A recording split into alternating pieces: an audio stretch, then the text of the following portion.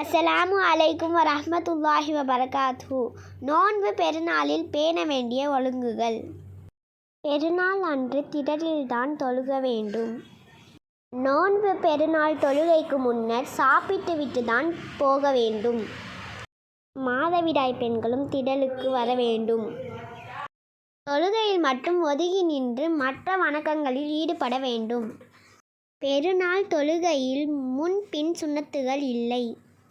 பெருநாள் தொழுகையில் பாங்கு இகாமத் கிடையாது.